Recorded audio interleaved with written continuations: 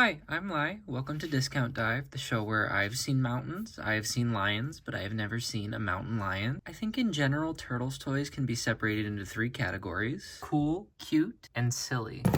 But what if they were incredibly unpleasant to look at? This is a set, do not open. I don't think we're going to be following those instructions. Don't want to show you my address.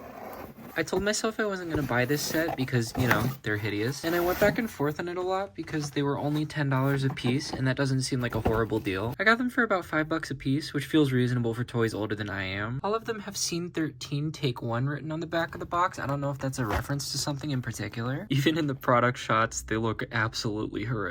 Gonna try and be careful getting these open.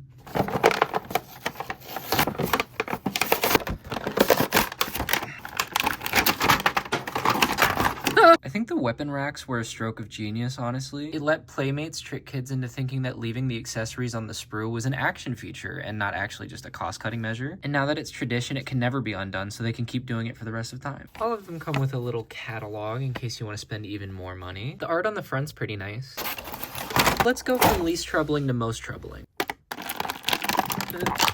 Mikey is the most normal looking of them. I think if they all looked this good, I would have bought them full price. The gimmick with the movie star turtles is that they're made of very soft plastic, so technically you have an infinite range of posability, but in reality you have posability that will eventually snap apart. So if longevity is your priority, this is pretty much the pose they're all going to be taking for the rest of time. Might as well circumcise the nunchaku.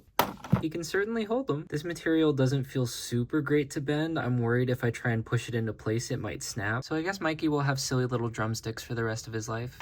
Cowabunga! With Raph, we start to get into what I don't like about the set. I understand that some turtles do have these spots, and I think it looks good on Mikey. If anything, they just kind of look like freckles. But on Raph, they start to look like either eyes or pimples, and either is very unpleasant to look at. As someone with trypophobia, the head is a nightmare. If I keep him far enough away, I don't really notice it. His expression isn't horrible, he mostly just looks doofy. Noticing his belt is a little bit loose for him. I do appreciate the weapon storage though, not every turtle line gets that, and I think it's crucial. Just notice Donnie has two bow staffs for some reason. I guess if you want one for him to hold and one to put up your butt. I think Donnie's turtle dots are more disgusting because they have a green outline. That face when have you ever had a dream when the classic Donnie shoulder strap, he can do the classic Donnie sumo pose.